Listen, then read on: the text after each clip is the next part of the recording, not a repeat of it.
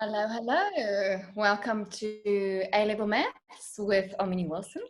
I feel like this is a good day to understand maths better. And particularly today, we will be dealing with the concept of binomial expansions, which I have to say is one of my favorite topics. And normally, if you get it once, you get it for life. So when you see it in a paper, you'll probably feel relaxed and believe that you can do it. It's not a difficult topic, but there are a few concepts that are of cardinal importance that we will be going through. What you need for this session is definitely a calculator, smart calculator. I would advise this one, the Casio. Let me just show you there. The Casio FX901ZA+2. But you're welcome to also use the old one, the gray one. Also, you need a nice positive headspace, quiet environment, stationery, your formula sheet. Let's do binomial expansion. The reason why I personally love the binomial expansion is because it's a shortcut, and I am crazy about shortcuts. So let me show you what I've got. I'm going to give you a question like this: a plus b, and then I'm going to ask you to square it. Now that wouldn't take too long. I can show you a nice shortcut, like a squared, square the first, square the last, that times 2. Nice. But what about if I give you a plus b cubed? Different story, takes a bit longer. You'll basically have to take an a plus b and times it with an a plus b and an a plus b. Please do not say this becomes a cubed plus b cubed. I don't even want to write it because it's almost like you're swearing. Maths swearing. Don't do that, okay? You do 3 brackets. Basically, the first 2 brackets will produce this if you're doing it like step by step. And then you still have to times it with a plus b. So this is a long process. I'm just going to show you once how to do it the long way, and then I'll show you the shortcut. Okay, so what I've got here, for instance, a plus b cubed, I'm going to distribute this one in with all 3. So let's just do that. A cubed plus 2a squared b plus b squared a. I just distribute the a in with everyone, and then let's do the b as well. B with every single term. So we are going to have 6 terms here. So just keep your wits about you. A squared b plus 2ab squared plus b cubed. Don't get lost in this question. Okay, this is basically what I need you to have. There are some like terms. That's the good news. So if we have a cubed, there's another a squared b. So I can actually say there's this one, and then you have a match. So I'm going to say 3a squared b. You've got a match. So 3a b squared. Remember, the order doesn't matter as long as they have the same goodies. And then plus b cubed. I'm writing it in descending powers of a, if you notice that. Okay, that's the long way. Never again, never in your life do you have to do that again. I'm going to show you the shortcut now. I just want to remind you, when we are doing questions like this, you can do it the long way, but I would prefer you to now switch to the shortcut, especially when they ask you for a specific term, like term 3. You don't want to be doing the long way.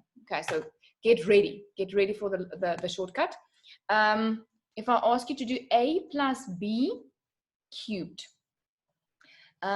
easy to see that this is cubed. So this is the power that we're working with. So I'm going to write this down. I'll explain myself to you just now, but I'm just doing the binomial expansion on the side. Okay, so what this is going to produce is going to produce the actual numerical coefficients. In other words, the 1, the 3, the 3, the 1. This is based on the Pascal triangle. I'll try and connect all of this just now. Let me just get you going into binomial expansion. So what we do is we write down all 3 of these, or actually 4 of these terms, to give us the numerical expansion. Oh, show this little ant. Okay.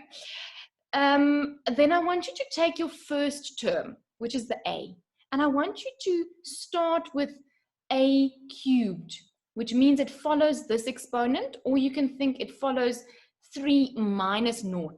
That gives you a cubed. it will then gradually decrease in powers with a to the power naught at the end, so I don't even have to write it. Okay, then your second one is going to be b. You start with b to the power naught, but I'm not even going to write that because b to the power naught is just 1. And then you slowly increase your power. So do you see that is basically how this works? The one decreases in power and the other increases in power. The second bracket is following the bottom number. Consistently check that power is there. This number is the power. This number is the power. Hope that makes sense. Let's quickly expand each one. Let me help you with this number as well. This is also something that you can get from your formula sheet. I am using this in essence, but what I can do is I can show you how to type it into your calculator. Okay. So if you use your calculator, I want you to look at this button, the orange part, the NCR, just below your divide. And then I want you to type in 3 and a naught. So let me show you the buttons. I want you to press 3. Oh, first switch it on. And go to mode 1 if you were in a different mode. So go to 3 shift 1, 3 shift divide. If this divide gives you the orange button that gives you the C, and then you press 0 equals, and then I get the answer 1. So this is going to be 1a cubed. I hope I didn't confuse you there with all my buttons. Let me just do that again. So we're going to go for the next one. 3 shift divide 1. 1. Then I get 3. And then you continue. Please press now that same button, but then 3, choose 2. 3, choose 2. That's how we do binomial expansion. Okay. And then I want you to do the last one, 3, choose 3. It's just going to give you 1 again. So that button is very nice to use. If you don't have the smart calculator, I'll show you now how to do it manually. But I first want you to notice something for me at this stage. Does this not match with what we got the long way, the tough long way? A cubed, 3a squared b, 3ab squared, and then b cubed. So do you see that this shortcut is fantastic to use? Okay, let me just show you how to do it without the calculator. If you want to use your brain, God-given brain. Let me show you how to do, for instance, 3, 1. If you didn't just press the button, you can use the formula. Now on the formula sheet, it's written like this, NR, which is equal to n factorial over r factorial n minus r factorial. So it is important to also have your formula sheet close by, because then if you're doing 3, 1, just follow the instructions. So you're gonna, the top number is n, so you're gonna say 3 factorial over, the r is the bottom number, and then you go, just be careful here, you go 3 minus 1 factorial. Don't go 3 factorial, 1 factorial, can't distribute a factorial. So then if you type this in, you can type it in as is, or you can just simplify this slightly. And then let me just show you where your factorial button is. You can just go 3, check this exclamation mark. Maybe if you were playing with your calculator, you found the exclamation mark button, over then to factorial, and I will still get 3 as an answer. So I get 3 as an answer. That was now the long method to use the formula to get to the numerical coefficients. Okay, I did say I was going to get to Pascal's triangle just to show you how this relates to binomial expansion.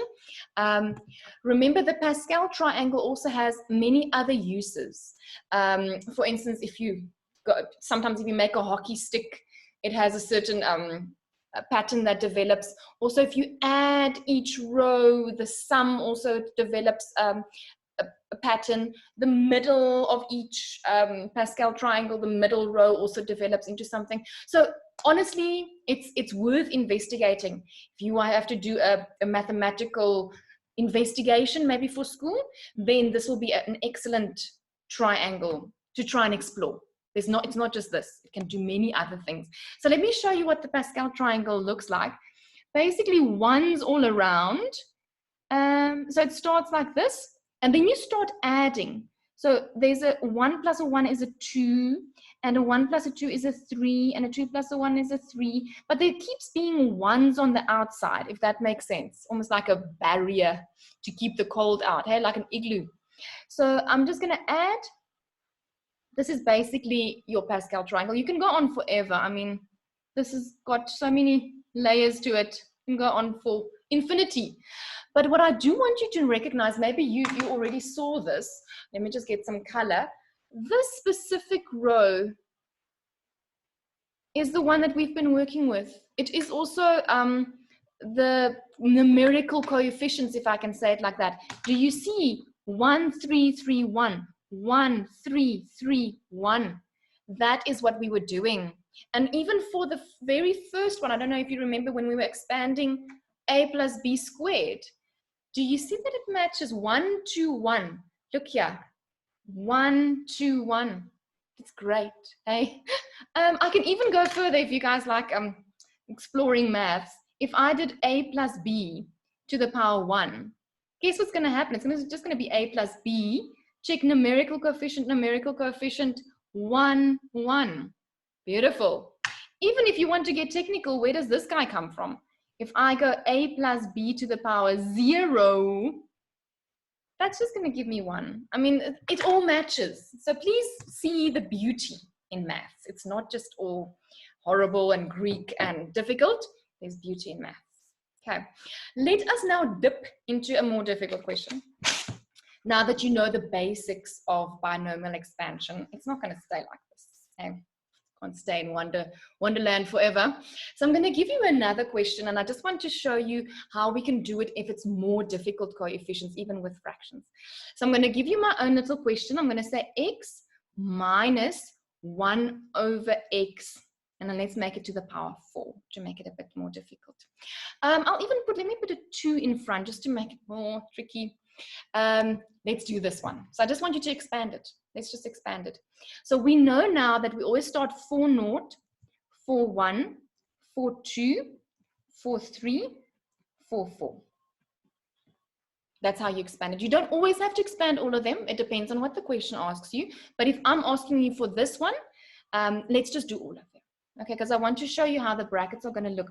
The first one obviously starts to the power 4, and then you decrease. Slowly but surely you decrease until you get to 1, and then technically 0 when we're here.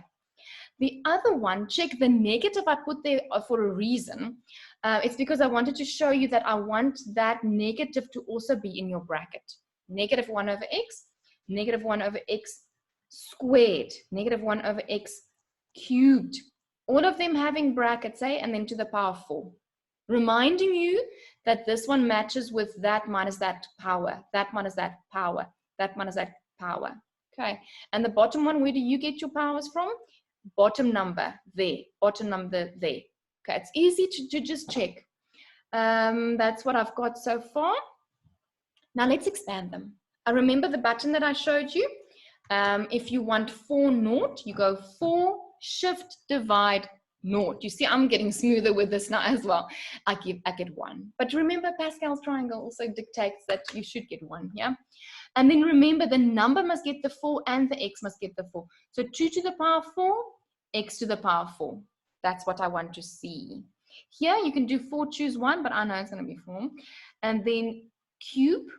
So I'm going to say times 2, cubed times x, cubed times negative 1 over x. Do you see? Oh, you can't see. I'm expanding everything, every single term. Remember, the powers will distribute. I hope you noticed that. Distribute the power with each exponent. Okay. Then what I've got here is I've got 4, choose 2. I'm just going to type that into the calculator. 4, shift, divide 2. I get 6. So I get 6, 2 squared, x squared. Have a look with my negative. It is squared, right? So it does become positive. So that's also something I want you to notice. 1 squared is just 1, and then this is x squared. Nice. And then here, let's just look at this one. 4, choose 3. 4, choose 3. I get 4.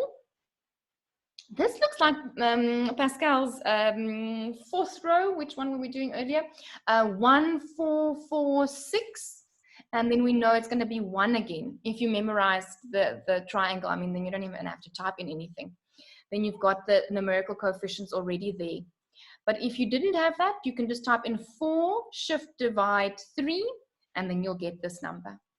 Right, I'll get here just times 2 times x times negative will stay there. Let me just explain that concept again. If it's an odd exponent, it will stay negative. Even exponent will become positive. So just notice my negative there. Okay, and then I've got 4, 4, 1, positive 1 over x4. Okay, now like I said, you normally don't have to expand all of them, but I am doing this just for this explanation. If you then have to go and get into your final answers, just times all of them. I hope you still remember something like 2 to the power 4 becoming 16. Otherwise, you can just type it in. Also here, I need you to remember rules of exponents, like x cubed at the top with an x at the bottom. You just minus the exponents. It's going to become x squared. It's going to be negative. And what is 4 times 8? 24. If you're unsure, type it in. No guessing here. Please don't be a mathematics cowboy and just guess. We type in if we're not sure. Here, do you see the x squares will cancel? And then 6 times 4. Let me also just type this in because, okay, that is also 24. But 4 times 8, 4 times 8, I'm just checking everything. Oh, this was 32, guys. I'm actually tasting my own medicine now. I was just saying, please type it in to make sure. So 8 times 4 is 32. Oops. You see, I'm just proving I'm not a robot, hey? Live person. And then if we have 6 times 4, that's 24. And make sure that the next term that we just had, do you see the x's cancelled out? So when the x's cancel out, then that's a constant. Okay, constant.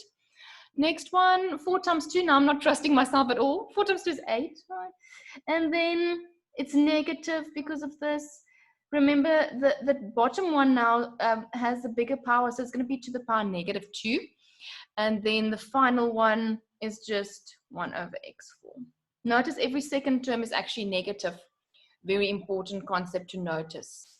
Okay, so then I can ask you things like, give me the first 3 terms, or they can even make it more difficult. They can give you variables. If they give you a bracket like 4x minus bx squared to the power 6, that could be a good example. Where the power is quite high, you don't want to really be expanding all of this. And then they could tell you more information. Like when you expand this, there will be a term that has no x, a constant. And let's say the constant is 240. Just keep this in the back of your mind. They also call it a term independent of x, for instance, then 240. So then you'll have to expand this until you get a term that's independent of x. Again, selective expansion, it might be a good idea, because what happens is you don't want to be wasting all your time on expanding all of these. You have to look for something and predict when all the x's will cancel out. So let's just quickly see what's going to happen. There's going to be 4x to the power 6, 4x to the power 5, 4x to the power 4. And then let's see what will happen with the second guy. Minus bx squared starts to the power 1. Actually, there was a naught. 1, 2, 3. Oh, but already. Okay, let me just quickly say something. I used to play nationals chess. You might not believe this, but I have felt that that really improved my skills as a maths teacher, but also as just by doing maths. When you play chess, you actually have to think about a few moves ahead without moving, because you can't move the chessboard and then say, sorry, I want to take it back. So you have to do like visualizing what you are going to do without doing it. So if you want to improve your maths, but you don't want to be doing maths all day, you can't play chess. That's my 2 cents for today. And it's very cool to play chess. Not a nerdy thing. It's for everyone that wants to train their brains to be able to predict what's going to happen. So what I'm predicting, because I played so much chess, is that this will expand and give me a term that's independent of x. Have a look. I'm going to have 6, 2. which I can type into the calculator. You see, I'm going to get better and better with using these buttons. 6, choose 2. That's what I want to expand. I get 15. I'm only expanding this one because I'm predicting this is going to give me what I want. Times 4 to the power 4 times x to the power 4. And then have a look what's going to happen here. It's going to be positive because I have an even exponent. So it's going to become b squared. Sorry, this is a bit skew. B squared over x to the power 4. My prediction is coming true. Look, look. So my constant in this expansion, I'm not going to do this in my head, 15 times 4 to the power 4 is 3840 b squared. You see, I only expanded this one, and this is what I'm getting, is equal then to 240, because I know that they told me that the term independent of x has a value of 240, because then I can just solve for b. So let me see. If I divide both sides by 3840, I get 1 over 16. So b squared is equal to 1 over 16. Then you can just square root both sides. So I get b is equal to plus minus a quarter. Remember, if you square root, oh my word, remember if you square root to say plus minus. I can't tell you how many times I mark my students' papers and then I'm like, oh, you forgot to say plus minus, so you lose half your marks. Don't do that. Okay, listen, y'all, this is also another skill I want to teach you. Breathing. After every question you breathe. Deep in, deep out, because your brain does need oxygen while you're working through these difficult maths questions. Okay, we're going to do one more example and I'm done for today. Okay, then you can go and sleep. I want to do one like a hence question, because sometimes they ask you that you have to expand. But then later I ask you, can you find this one with a bracket attached to it, like this? You have to basically break this down into 2 questions, and it normally is 2 questions, where you first do the expansion of this, and then you do selective multiplication with this expansion into this bracket. So first of all, when you do your expansion, it will be a good idea to maybe get the first 3 terms, or whatever the question says. So only the first 3 terms will lead me into doing x to the power 5. You see, this is already flowing nicely. Check my bracket usage here, very important. And then you only expand up to a certain point. Remember, if the question asks you to get the first 3 terms, don't do more, because then obviously it will take too much time. You use your calculator to type this in, but I already know this is 1, 5, 10 after doing this many times. x5, this one, a little bit more complicated. Just check the negative will stay negative. You'll have to times it by that 2, and the x's will be x to the power 3. And then here I will have 10. I will have a positive because it's an even amount of negatives, so that will make it positive. 2 squared, and then I have here x to the power of 2. Remember your exponential rules. This is to the power 3. Oopsie, this is to the power 2, so this will actually be to the power 1. Okay, so then if you use this expansion, how will it look if I had to write it down in a bracket? It will look like this. I've got my bracket that was given, my bracket that I've expanded, which basically had some terms inside of it, including these few that I'm doing now, 40x. There will be others, hey, dot, dot, dot, dot, dot, that I might not need in this case, because if they ask you to just get the coefficient of x, this will produce coefficient of x. 40 times 3 will definitely produce coefficient of x, and this will also produce a coefficient of x. Nothing else. You could have expanded this whole bracket with many, many, many terms, but you wouldn't have gotten anything else that gives you coefficient of x, if that was the question. Okay, so let me just see what I'm going to get to. This is going to be 120x, and this is going to give me negative 10 x cubed x. So if you combine them, I get an answer of 110x. So if they ask me for the coefficient of x, I get 110. Okay, I think that's great. I think that's a wrap for today. If you find any other binomial expansion questions that are tricky, I would love to do them with you. Subscribe to my channel. You can like, you can leave a comment. I will be posting a new video every week. So please feel free to ask me for more questions. Thanks for joining. Goodbye.